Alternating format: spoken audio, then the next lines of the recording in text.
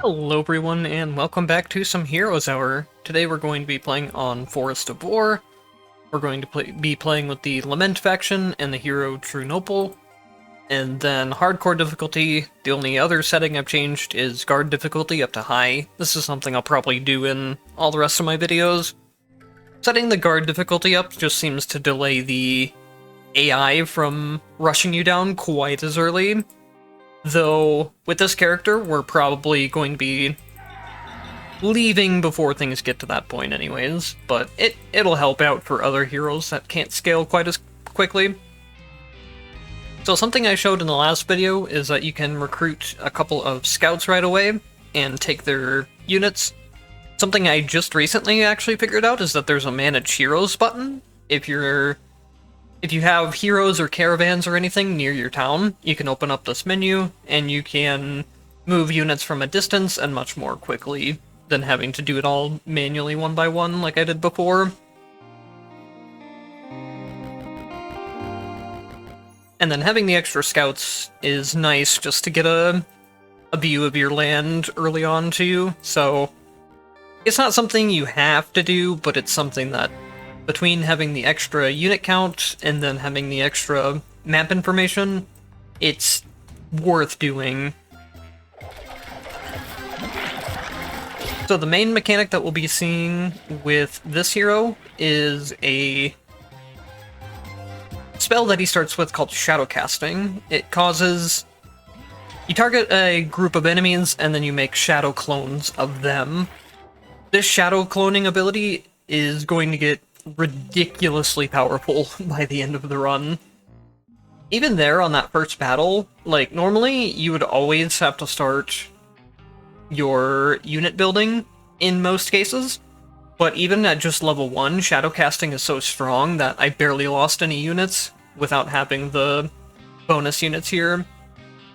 So what we're going to do instead is we're going to pick up the slave pins. It'll give some free units, and then based on how many of those units are in the town, it's going to give us some extra income. It's nothing too crazy, but having a little bit of extra income doesn't hurt anything, and we need that building to get the building we actually want next turn.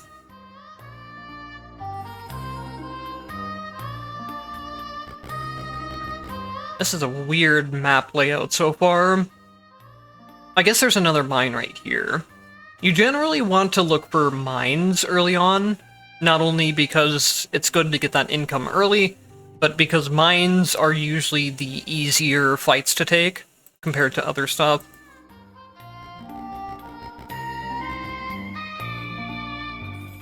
Monument battles like this usually aren't too difficult either, but some of the other battles will be a lot tougher, like the people guarding treasure chests and other special types of buildings. So I usually just look out for mines first as a rule of thumb. That is a lot of units there. Let's go back here. And then the next building we're going to pick up is going to be the Monolith. You get a +1 bonus to spell power whenever you cast a spell that costs mana, and then it resets at the start of each week. So, every time we cast Shadow Casting, the next time we cast it, it's going to be stronger and stronger and stronger until the week ends and things reset. But by the time that happens, we're going to be pretty powerful already.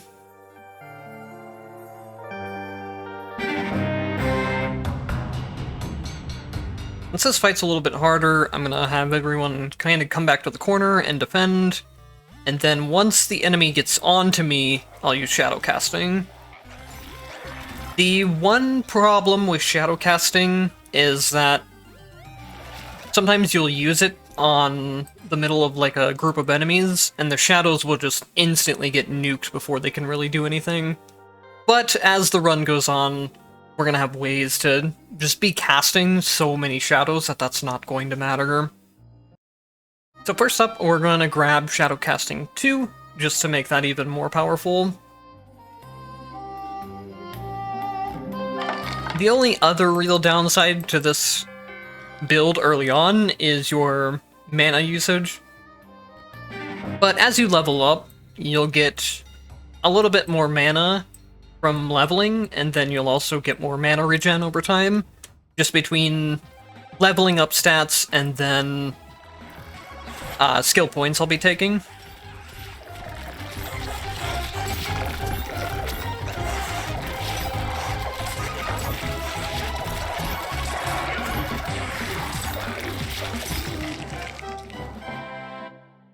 Lost a lot more there than I wanted to. Losing the front line makes things really difficult, because it makes it hard to get any shadows stacked up before they just start dying instantly.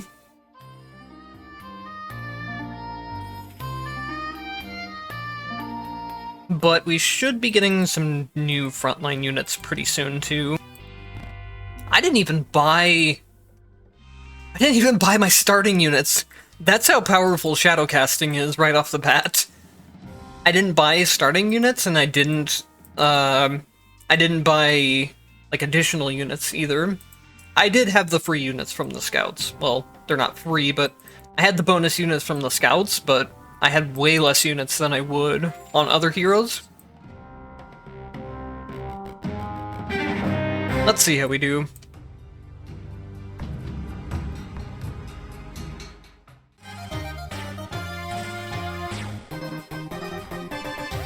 It's these freshlings here that I'm mostly worried about. When they die, they explode and deal extra damage. So, on the other hand though, if I make shadow clones of them, they inherit that property. Shadow clones have all the passives and abilities that the normal unit would have, which is part of what makes them so powerful. Next, I'm going to pick up Lament Mage, mostly for the 3 mana regen each day, because we're at the point where it's hard to keep casting stuff now. When you get knowledge from level ups, you get some extra mana back from that, and then you get more mana regen over time as you level up. But other than that, you have to start looking for stuff like Lament Mage and Regeneration for skill points in order to sustain your mana. If you see a mana well real close to your base, where you're doing like some of your starting fights, it's perfect because it will restore 30 mana, and you can visit it after every single battle. You're basically just set at that point. Next, I'm going to pick up the Idol of Shadows, which allows you to have a special ability once per week, where it makes some of the enemies paralyzed in the next battle. If you use this against a hero, you get a permanent debuff, but if you use it against normal camps, then it doesn't have any downside to it. I think I'm actually going to take this fight as well instead of this one. This one just has so many units to it. And then the nice thing again with this one is that I can copy some of the freshlings and have them explode on the enemy instead of me.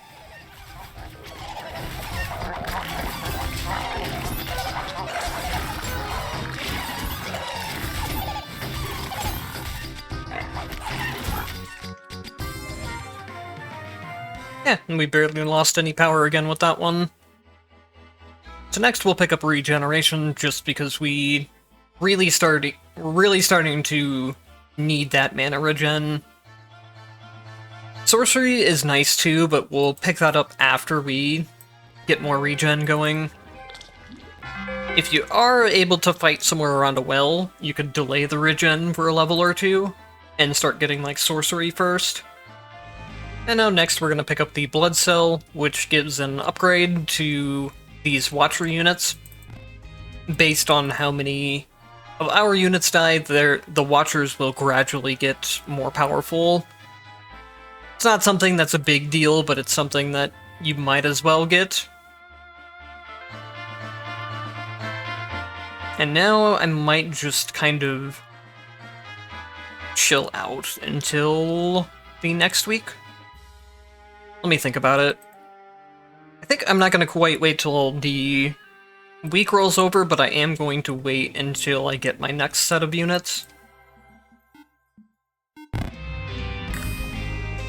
So we'll grab these We're also going to... let's see, how much am I getting?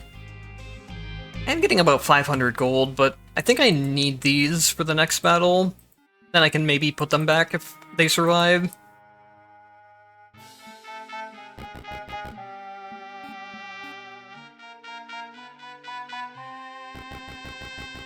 And now I'm gonna go ahead and use the Summon Shadows as well. The week's getting ready to carry over anyways, so there's no reason not to.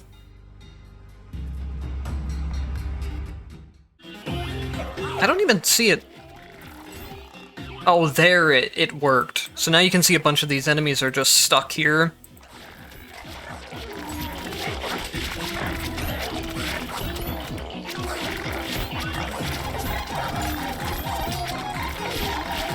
So with that and the shadow casting, it should be plenty.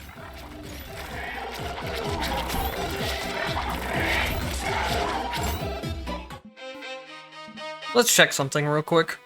We're at 15 spell power by the end of the week. Unfortunately, that's all going to reset, but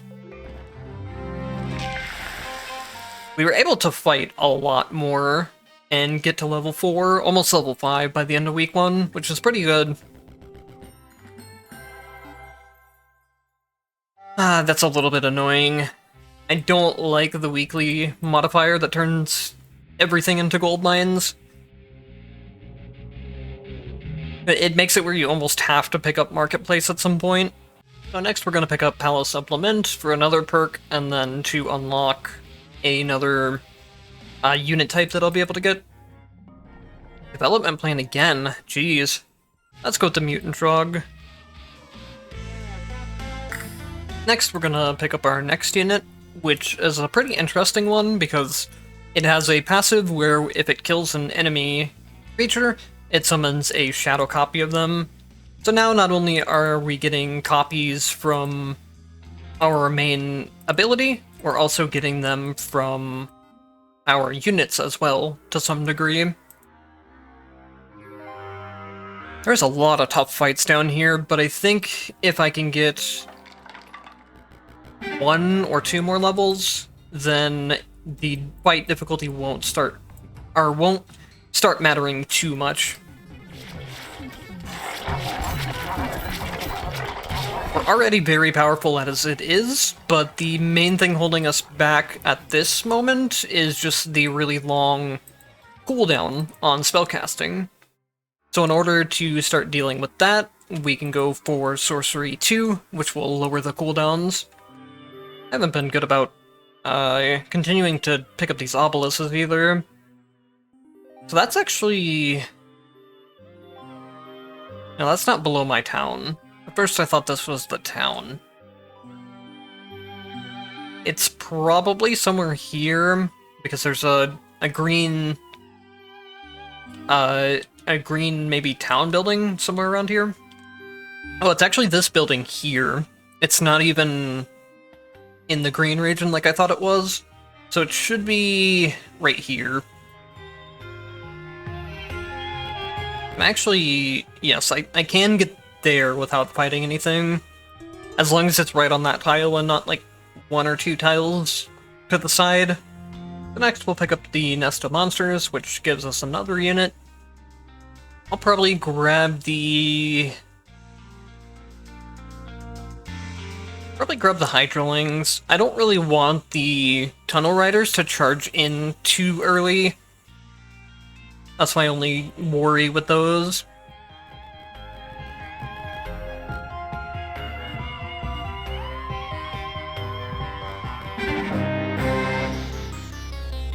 And now that we got that sorcery bonus, our spellcasting is getting faster.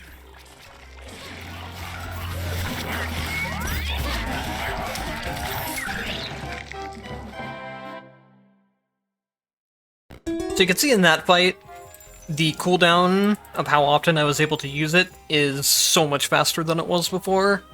And that's what makes the difference between being able to get a lot of shadows stacked up, or the shadows just really dying before they can multiply. And it's gonna get even better soon, too. we're not even close to being done with how strong these shadows are going to get.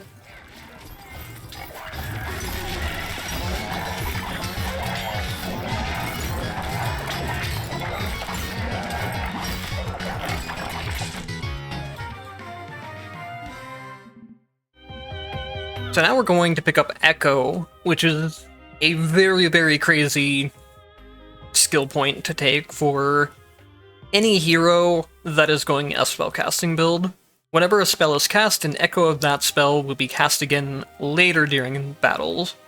And then, if there are multiple echoes in the same area, an echo can trigger an echo to cast again. So basically, the more I cast shadow casting, the more it's going to get cast for free as well. The additional echoes don't trigger the faction ability that builds up spell power, but they do basically everything else we need them to do. They just keep creating more shadows until we can get to critical mass. So if you watch the log up here, you'll see an echo cast shadow casting right there, and then I'll cast one, and then echo, and then it echoes again. So I basically got double the casts that I would have without echo.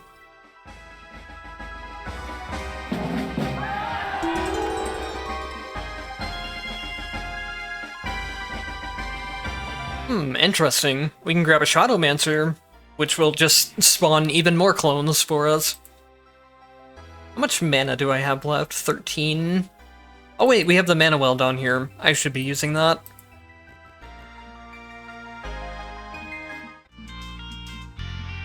Now we can pick up the Temple of Dragons next, which is going to give us a free dragon unit, which is very, very high tier of a unit. Dragons are some of the highest tiered units in the game.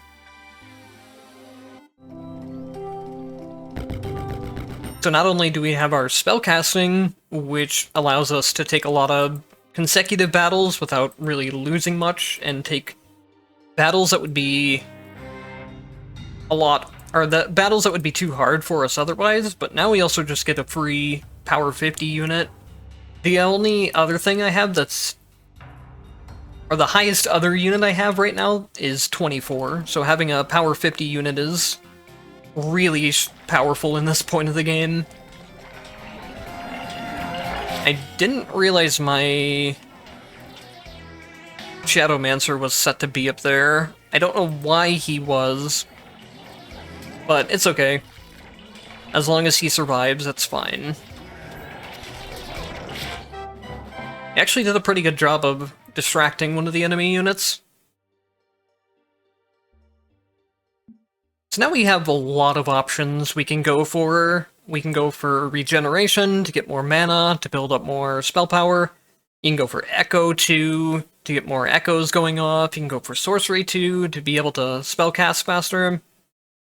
I think I'll go for Regen 2, because more spells also means more power, just due to the faction building's stacking mechanic.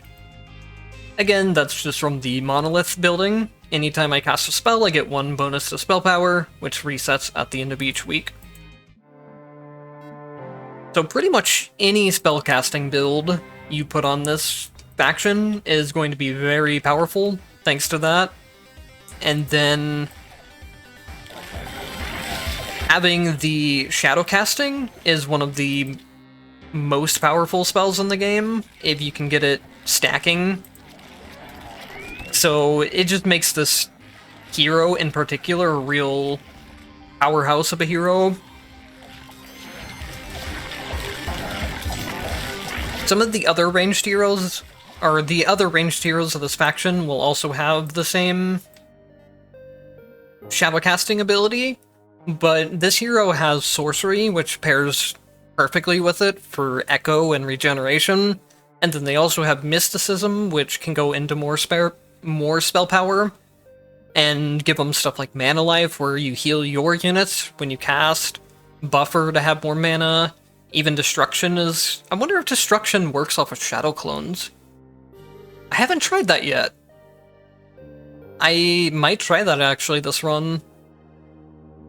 But then other options are like, you can go into Summoning, and you can get Avatar. Avatar gives you free permanent units every time you cast, and since you're casting constantly, you'll get a bunch of free units from that. You can get Creation, which will also give you free units. There's just so many ways you can build off of this baseline. You get Shadow Casting, you get Lament Mage, you get some Regeneration, and then you get Echo. After that, you can take the build in whatever direction you want to. So I mentioned maybe going into Mysticism and Destruction, but the thing I'm worried about right now is that I don't have a sustainable source of frontline units to delay enough. So I think for now, I'll pick up Creation. I think I'm gonna go ahead and get one more point into Creation. Echo 2 would be really good, and Sorcery 2 would be really good, but our Shadow Casting is very strong already at this point, and like I mentioned before, the main thing we need right now is just a steady source of frontline units to delay the enemy enough for the Echoes and the Shadow Casting to start stacking together. Alright, so I'm right outside of the enemy base now. I went and farmed up a bunch of spell power just by taking random battles along the way, so we're up to 35 spell power. I also picked up Mysticism, Destruction, and then Echo 2. Mysticism gives some extra spell power, which affects the shadow casting, and then I did check, and Destruction does actually work off of every single shadow we're creating, so this fight is going to be pretty silly. We're also going to use the Summon Shadows here. It will give a permanent debuff to my hero, but this fight is basically the only one that matters, because this is their strongest enemy commander. So now Shadow Casting is up to where it affects 78 unit power, and I can just take whole big chunks of their army at once. And then just keep an eye up here on all the spell casting that's going to be going on. There's a whole bunch of spell casts for free off of Destruction, and then once Echo starts taking off, we're getting so many free shadow casting as well. This build is just absolutely ridiculous. So much so that it even lags the game. That is kind of a common thing in this game, though. Once too many units start getting on screen at once, the game gets pretty laggy. Look at all these echo casts, by the way. Wow.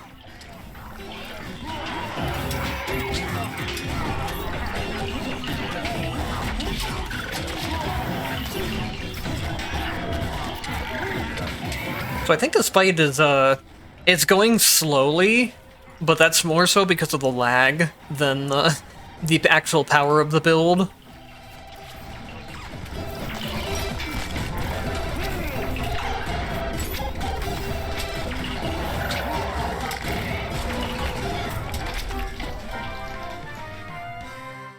And there we go. We went through that entire battle, and we only lost 4 units worth of power. All things considered, we spawned some free units. No, we probably didn't spawn free units during the battle, because we don't have, we don't have Avatar, so we weren't spawning free units during the battle. So we just barely lost anything in that entire enemy commander fight. That is actually ridiculous.